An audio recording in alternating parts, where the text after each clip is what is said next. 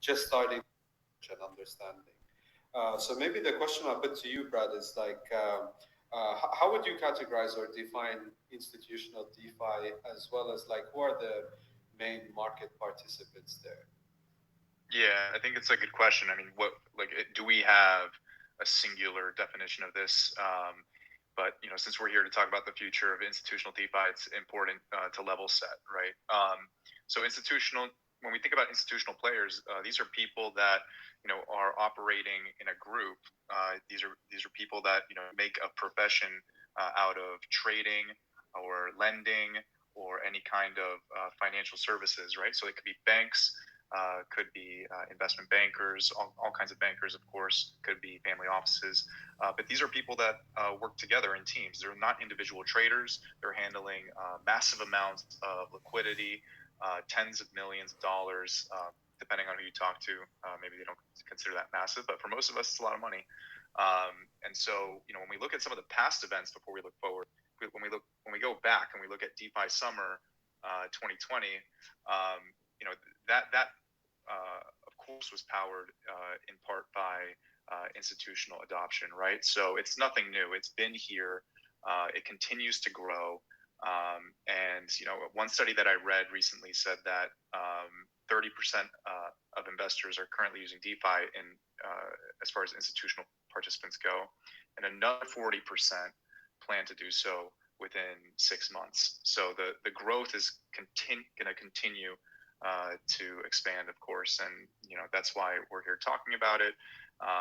But in terms of your question, there's going to be growth from all of these different segments of institutional, because it's a big umbrella, right? So all of the funds, all of the banks, when we think about the market segmentation, are coming in, and me myself at Venus, I feel that impact, because we're being approached by institutions, large and small, to have conversations about what the benefits of DeFi mean for them.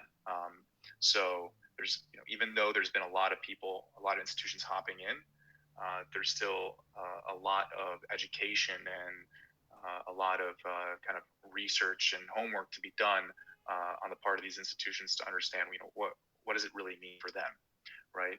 We have still such a long way to go when you consider that there's $200 billion in DeFi. That's 10x from 2 years ago. In another 2 years, that could easily be 2 trillion, if not more. They're projecting a trillion to be onboarded in 5 years. In some other studies, but I think that's a huge underestimation. So I'm curious to hear from the rest of the panel what their predictions are. But yeah, so I would say that that's how I'm broadly thinking about the institutional landscape right now. Awesome. Maybe I'll ask Nicole. I know that you're regularly speaking with like the best builder teams there are in DeFi and in crypto generally. What are you hearing from them in terms of like growth and interest in institutional DeFi participation? Is it real? Is it happening? How much is that growth, that landscape look like? Yeah, sure, Sammy. I think as far as I know, it's still, I would say institutional DeFi is still at its very much infancy. The reason being, we still don't have a proper way to make sure the AML KYC process is properly done in the DeFi scenario. Like, for example, if you're trying to go cross-chain, right, can you make sure your counterparty is not some source of fund which is under sanction? This is still a huge issue for us to resolve currently. Although, right, this is actually, I would say, progressing really fast. We have seen a lot of projects working on decentralized KYC. Even though, right, like you still keep part of the information to yourself, but then this kind of KYC or partially KYC format can very effectively prevent some of the EU behaviors. So I would say, right, like the future is really great, and we see a great upside. We also see projects who are trying to, pick up the previous atomic swap concept to make sure, right, the counterparty is well KYC'd, just to, help institutional money get into DeFi. So yeah, I would say moving forward, there's a huge upside, but now now, we don't see a very effective way for institutional to participate in DeFi directly. Now, nevertheless, of course, you can actually participate I would say like this kind of staking, this kind of yield farming process through centralized platforms. But other than that, I don't see much going on. Yeah, I think it's some interesting points here. Like there's some like fundamental requirements from a technology and infrastructure perspective required for to really enable like growth of institutional DeFi. Like custody is one of them. I think also institutions are today learning how to think about and understand the DeFi risk compared to the other types of asset classes that they're more familiar with. And then, of course, the KYC compliance related issues as well. I was mentioning before that, like for any of the public chains, an address is just can belong to an individual, can belong to a group of individuals, a bot, an AI. It's difficult to tell. But today we do see like teams that are working on identity construct and infrastructure in a privacy preserving way as well, so that you do have the ability to have these kind of permission lending pools that are kind of different, segregated, separate from today's like the Venus pools and others, but these are coming soon. So Danny, interested to hear from you. Like, how do you see the current landscape, and how is it really evolving from the types of funds or others that you guys are speaking to? Well, first of all, I guess just now Brett had also mentioned like kind of the DeFi players that we are seeing on an institutional basis, right? So if we can also look at where we are now, we have of institutional players who are of crypto origins, and these are the specialized people who looks at youth farming, and they actually kind of like gather funds, or even it could be investments from high net worth themselves to go straight into like DeFi farming. And these are the group of people that has already been DeFi native for the longest time, right? But these are kind of like what I call the old DeFi setup, and they are the new hybrids which will help to bridge between what DeFi is offering and as well as what get TradFi into the picture, right? And these are the hybrids setup that we are beginning to see more.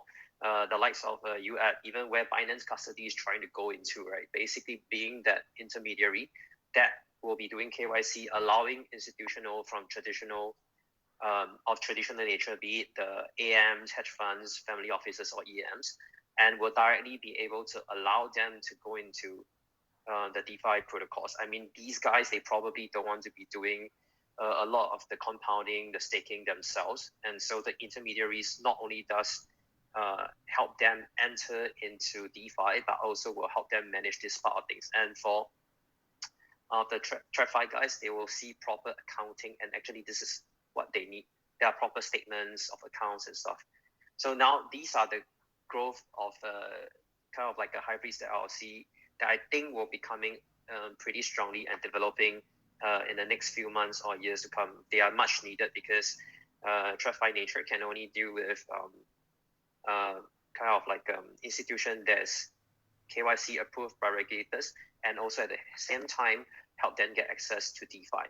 Now, obviously, the third rising one, which just now Nicole has said as well, I think they are still finding it very difficult to enter into the world of DeFi, given the fact that it's nameless, the fact that you don't do the necessary KYC. But this is also changing, and I think where we see this change coming from is from the fact that more and more people, first of all, are coming into crypto.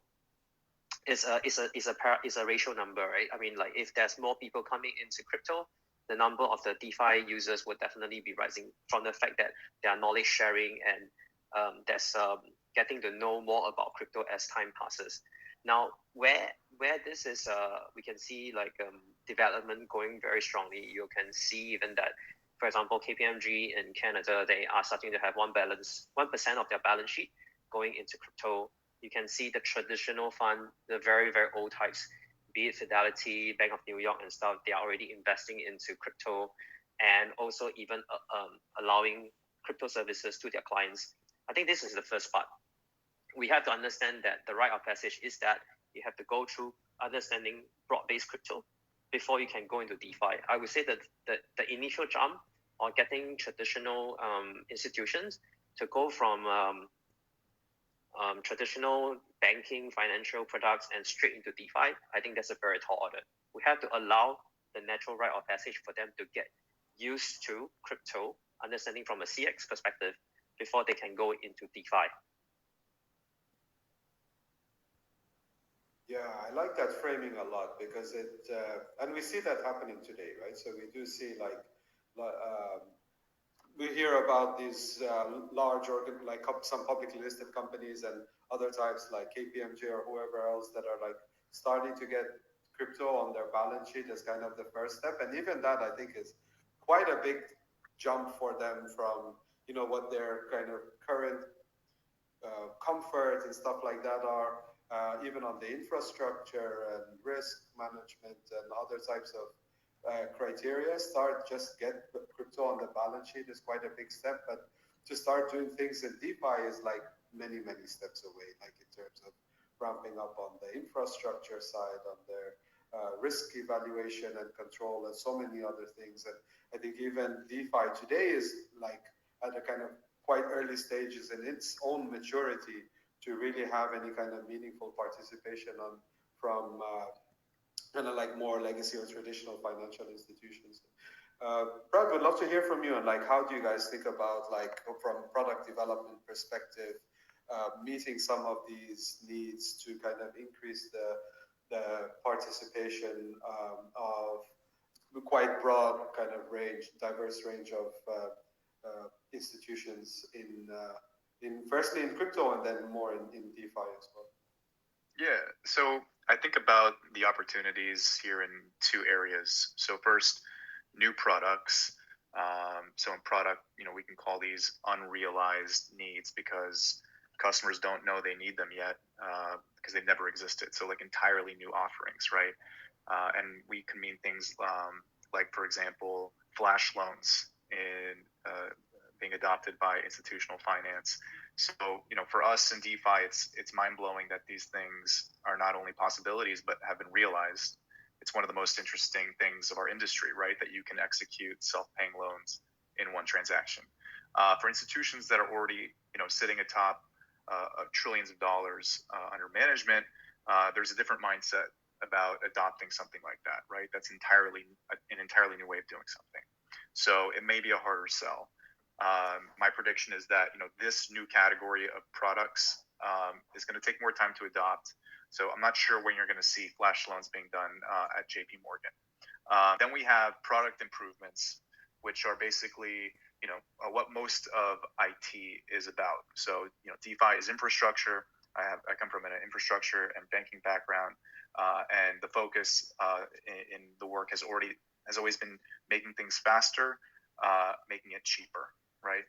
So enabling, that unlocked value gives us cost savings, and that can be passed along to people in the form of yield. So in DeFi, you can do that across the board because financial services is powered by infrastructure. And now we have DeFi to come in and disintermediate and remove layers of work through all of this automation made possible by smart contracts and blockchain, right? So this is like the level of education that we have to bring to institutions because they're still wrapping their heads around what's possible with DeFi. So it's going to drive out a lot of redundancy, manual process, chair swiveling, cross-checking, all these terms that veterans of working at big banks know and hate. So my prediction on this one is that, in this opportunity area, DeFi is going to get absorbed a lot faster by institutions where there's a clear-cut case for cost savings and for efficiency. So one area you can think about this being applied is in, let's say, like debt repossession, where the settlements are always like overnight at least. Now you can think about them being done intraday, right? So things will be executed faster because you're just removing layers of work. And we haven't even tapped into discussions really on how DeFi can remake investment banking. So a lot of investment banking is about underwriting, right? Underwriting bonds. So if you streamline that process, now the institutions that are swimming with a lot more digital assets in their portfolios, like we've been talking about here, They can use that. They can use their real world assets that are being collateralized in DeFi to underwrite bonds a lot faster with less people involved. So, imagine underwriting bonds that can take weeks in seconds, right? So, DeFi can have a hand in that. But yeah, we've called out some of the concerns about the range of solutions on the market. Nicole said there's not much that you can do right now, and some of the gap is in the tooling. But I think it's just a matter of time till all that gets solved for, and we kind of open up all of these use cases and possibilities to adoption. Super interesting perspectives. Nicole, I think one of the other areas is quite interesting to think about how it might play out is in the area of governance. Right? So for today, we do see in some protocols like Compound where they have one or two super large stakeholders that kind of are very, very influential in the governance of the protocol. But as we see more adoption and increased participation from institutional players in the DeFi space, I think how those power balance will play out could be quite interesting, but also what's the type of governance participation that we might expect from different types of institutions. I think some we could expect will have like more hands-off approach where others may be much more actively involved, especially around areas related to like the risk parameters and other things like that that they'll be quite concerned with. Interested to hear from you, like how do you see kind of like the implications on the governance side for DeFi protocols that are also looking at developing products for the institutional markets? Do you think they'd have like need to have like kind of different governance structures or kind of like yeah? How do you think that might evolve and play out? Like I think my personal belief for the reason for the success for DeFi is to because of its truly decentralized. Like even though there are some power players in certain protocols, I don't think it's a forever sort of landscape. I would say users, right? They wouldn't feel right to have one or two parties monopolying a very strong project. So this process will grow more dynamic in a way, right? Because everything is open source, right? Like if your project cannot stay decentralized enough for every user to or majority of the users to have a voice, it will kind of flow. Like your TVL users probably flow to others. This is also one of the reasons we kind of advise our potential pipeline, right? Like a lot of them probably have a huge like allocation from one or two investor. And for us, to be honest, we don't think it makes sense because simply having a few individuals having too much power of one project doesn't necessary to guarantee you to have a safer kind of future, right? We still want this world to be more decentralized, to be more user focused.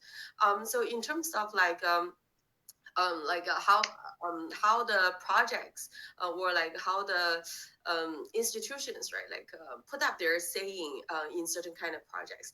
I think it doesn't have to be like the previous Web2 version. Because a lot of times, right, like you've got to let the market decide what is the right direction. Like a few examples, right? Like Ribbon Finance, for example, right? Its TVL and its fully diluted market cap is probably four or five times difference. This means the market really crave a project like this. So a lot of times, right, like you see these kind of indicators, you listen to the voice of the crowd is probably better than yourself govern all the decision making of a project. Yeah, if I can add, like to what like to what they have said just now, I guess before you can actually look at how it's going to evolve, how landscape is going to be, I think we can look at something very fundamental and simple. What does the world need, or what is mainstream looking for? like from many years working in the financial industry, right, it's always one same thing. And I can say that in DeFi, because it's also still decentralized finance, people hunt for the same thing, the hunt of yield. So whichever place that can provide a yield that is attractive to the people, be it mainstream, be it DeFi native, the money will flow. And there will be an active interest to try and get over there at the fastest time possible. We look at now today, 10-year treasury yield is at 2.3%. If you put it in stablecoin into DeFi, it yields you like between 5 to 5%. That kind of pressure, that kind of like demand for it is very real. And in fact, I've been speaking to be it the likes of private banks, EMs, or like family offices. They are very interested in this. In fact, the asset managers are, some of them are already involved one way or other into investing in such high yield basis through to DeFi. And I think just now what Nicole, for example, mentioned about Ribbon, I think the fundamental business model of Ribbon is basically optionality and their option vaults. This is again something that is very familiar with, or identified by traditional banking or even players all around in that's well invested into the world of finance, which is DCD or dual currency deposit. Basically, selling option and get higher yield. So if you can look at the whole setup, is also very yield driven. So if we can identify, first of all, this is the demand, and we continue to work on basically getting the yield being delivered to end users in a KYC manner. And you mentioned also permission DeFi. That would be something that shorten the route of how we're going to deliver the world of DeFi into institution and into the rest of the world.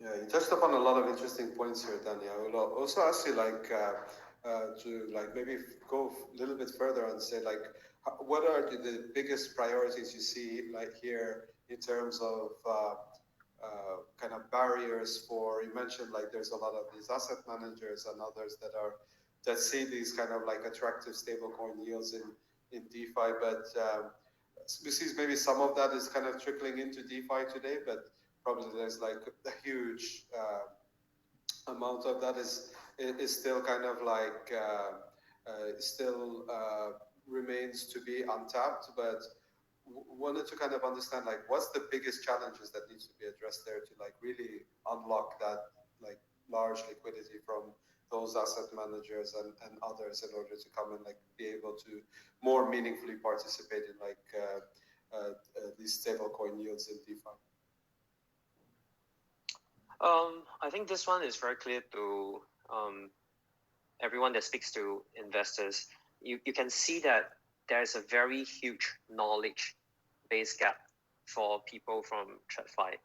I think mostly now they are aroused by the other colleagues or people that they know looking into crypto and DeFi, and they're starting to wake up and say, oh, I need to look at this. In fact, I have calls from friends from TradFi that says, hey, Danny, can you help me out explaining a bit of the basics to me and stuff? So I try my best, but you can see that at this point, a lot of them are just starting to come in.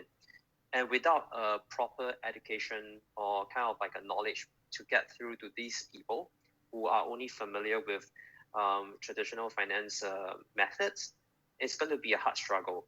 And if you convince kind of the portfolio managers, traders to be able to deal with this, you still need to convince compliance, risk managers, the whole firm to basically look at this.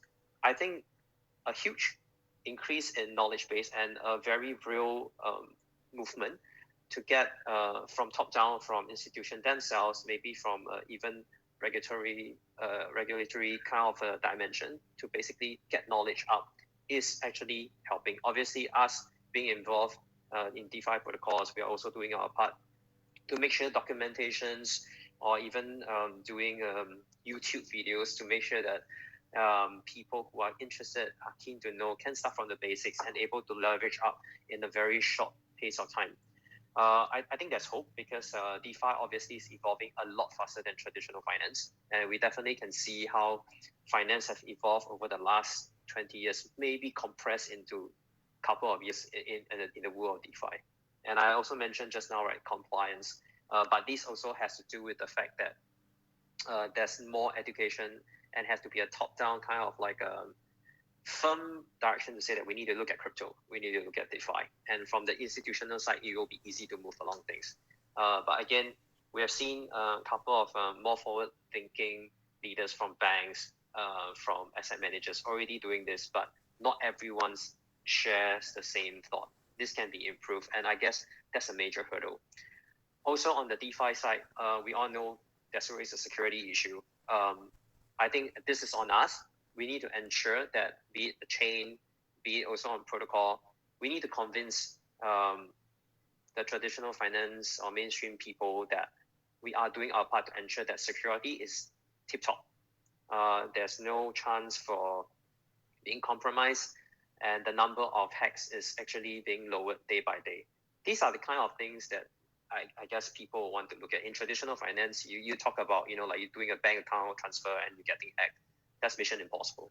But it's happening today in the world of DeFi. I think that's really how you need to convince people on things are improving and is ready for institutional adoption.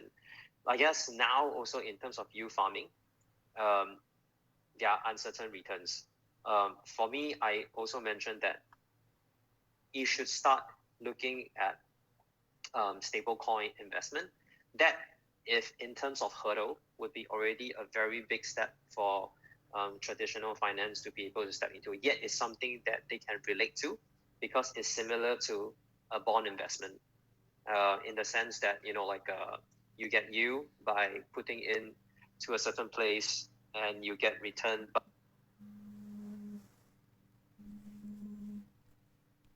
money into the US Treasury.